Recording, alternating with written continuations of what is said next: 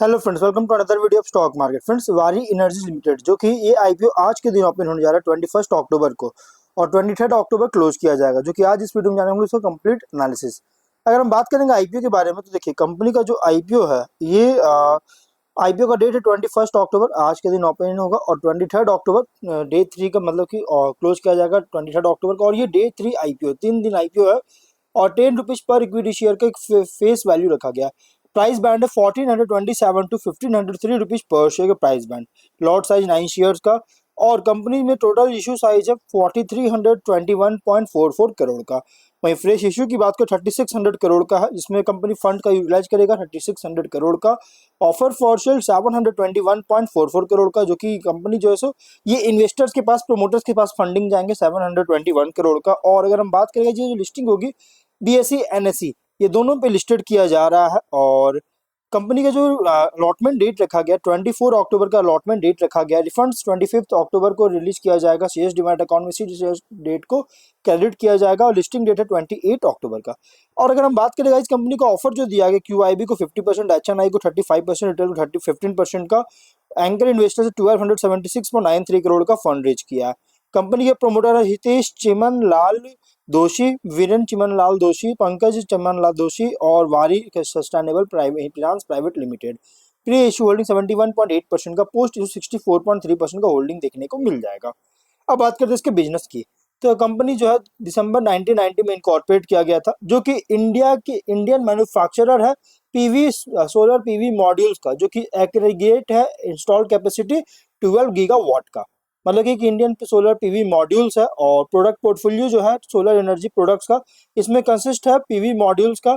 इसमें multi crystalline modules हो गया, mono crystalline modules, top con modules, जिसमें इंक्लूड फ्लेक्सिबल बाइफेशियल मॉड्यूल्स जो कि मोनो पीआरसी और बोथ फ्रेम्ड एंड अनफ्रेम्ड होता है, और as well as building integrated photovoltaic modules जो है इसके प्रोडक्ट है पोर्टफोलियो में। और 30 जून 2023 के अकॉर्डिंग लगभग 4 मैन्युफैक्चरिंग फैसिलिटीज है इंडिया में इसका ऑपरेट कर रही थी, जो कि अराउंड टोटल एरिया 136.3 एकर्स में फैला हुआ था। और फैसिलिटी जो है ये सूरत, तंब, नंदीग्राम, चिखली है, ये चारों जगह पर, ये सभी जो है गुजरात में है।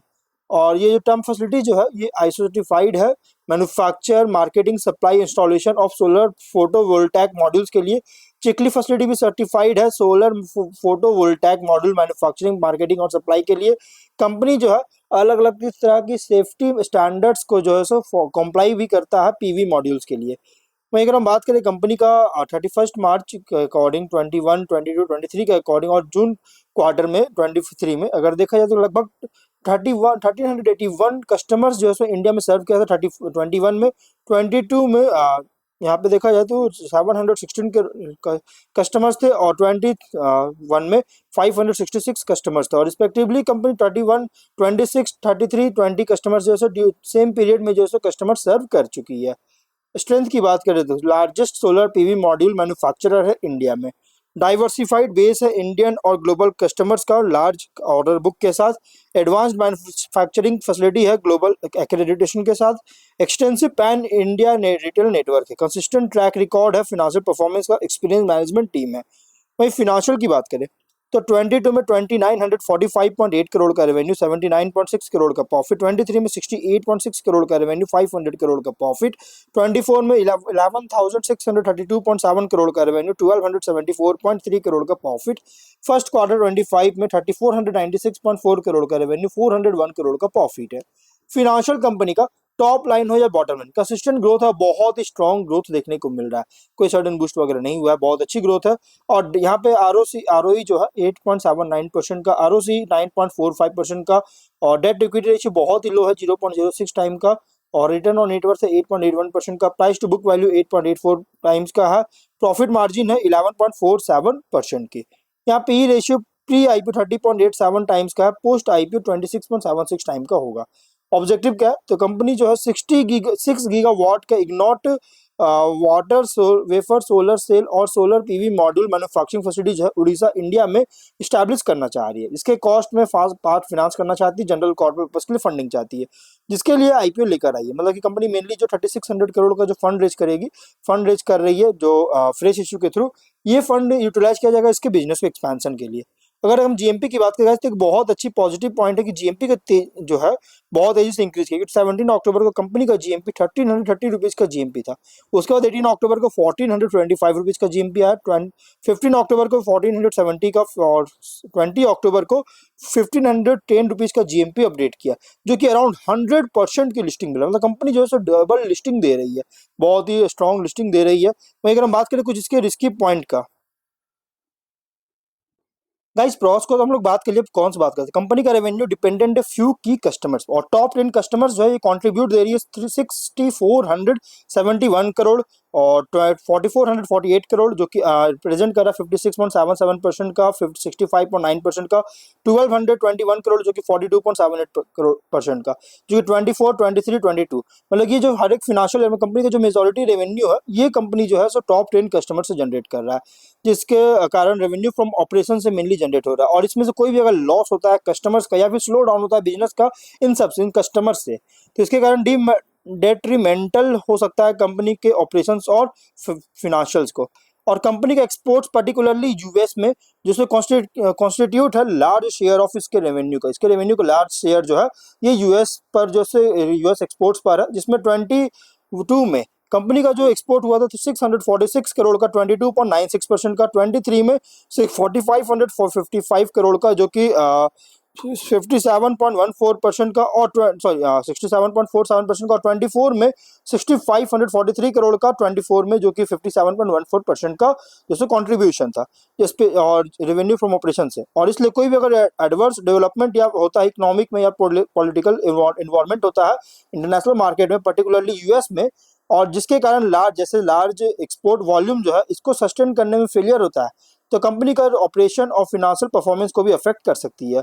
वहीं अगर हम बात करें कंपनी का थर्ड जो रिस्क है कि रेवेन्यू फ्रॉम ऑपरेशन जो है रिलाई करता है रिटेल सेल्स पर फ्रेंचाइजी से, जिसमें कंट्रीब्यूशन है 22 में अगर देखें 582 करोड़ का 20% का, और 23 में 672 करोड़ का 9% का, और 24 में 1157 करोड़ का 10% का, जो कि कोई भी अगर ये फ्रेंचाइजी रिलेशन जो है इसको मेंटेन करने में इनएबिलिटी होता है, या फिर कंपनी का रिटेल नेटवर्क एक्सपैंड करने में इनएबिलिटी होता है, तो उसकी वजह से बिजनेस को निगेटिव इम्पैक्ट कर सकता है।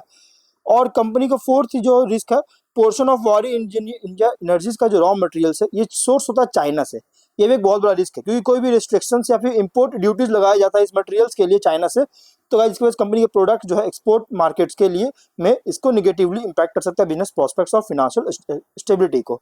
और कंपनी के 5 मैन्युफैक्चरिंग फैसिलिटी में 4 जो है ये सिर्फ गुजरात में है, और इसके कारण भी कोई भी एडवर्स चेंज आता है बिजनेस इन्वायरमेंट में गुजरात में, तो इसके ऑपरेशनल कैपेबिलिटीज को भी हार्म कर सकता है।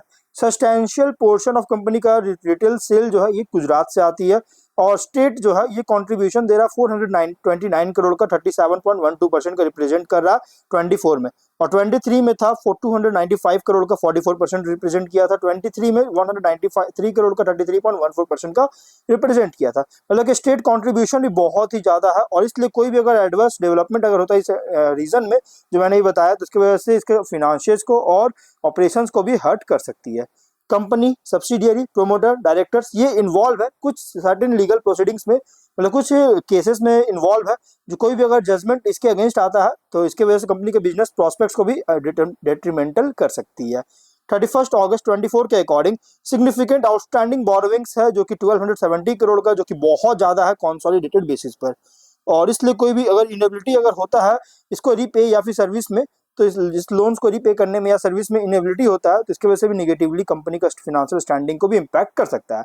तो ये कुछ रिस्की पॉइंट भी है। अब बात करते हैं गाइस कि ये क्या करना चाहिए। देखिए कंपनी का जो प्राइस बैंड रखा गया फुल्ली प्राइस रखा गया, यहाँ पे एंकर इन्वेस्टर से कंपनी ने अपर प्राइस बैंड पे अप्लाई मतलब कि शेयर्स को खरीदा है, मतलब 1503 रुपीज पे।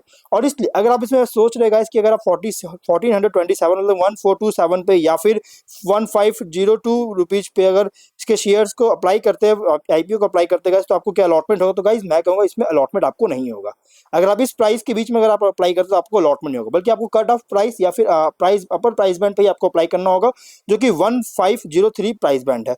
इस प्राइस पे अगर आप अप्लाई करते हैं तो ही आपको जो है अलॉटमेंट के चांसेस ज्यादा होंगे। और गाइस बहुत ही स्ट्रॉन्ग स्ट्रॉन्ग जीएमपी भी चल रहा है, लिस्टिंग भी मिला और बिजनेस भी बहुत ही स्ट्रॉन्ग, इसका फंडामेंटल बिजनेस है, कुछ रिस्की पॉइंट भी है बट गाइज उसके बाद भी कंपनी बहुत ही स्ट्रॉन्ग फंडामेंटल दे रही है और प्राइस बैंड फुल्ली प्राइस रखा गया। तो अगर आप इसमें अप्लाई करने का सोच रहे गाइज तो आप अप्लाई कर सकते हैं, लेकिन गाइज इसमें कोई भी डिसीजन लेने से पहले अपने खुद से भी एनालिसिस कीजिएगा और जो भी इंपॉर्टेंट पॉइंट्स था मैंने आज के इस वीडियो में कवर किया। और गाइज ये कोई रिकमेंडेशन वीडियो नहीं है बल्कि एक मैं अपना व्यू दे रहा हूँ कि इसमें क्या होना चाहिए, क्या करना चाहिए। इसलिए गाइज अगर आप इसमें अप्लाई करें तो आप अपने डिसीजन से अप्लाई कर सकते हैं, अदरवाइज आप इसको इग्नोर कर सकते हैं। गाइज चांसेस बहुत ज्यादा है डबल लिस्टिंग मिलने जा रहा है, लिस्टिंग रेंज जो दे रही है डबल लिस्टिंग दे रही है, 1500 ट्रेंड का जीएमपी चल रहा है, जितना प्राइस बैंड उससे ज्यादा इसकी जीएमपी ट्रेंड कर रहा है। तो अब हम लोग जो है वीडियो को यहीं पर एंड करते हैं। अगर कोई डाउट है कमेंट बॉक्स में पूछे, मिलते हैं नेक्स्ट वीडियो में।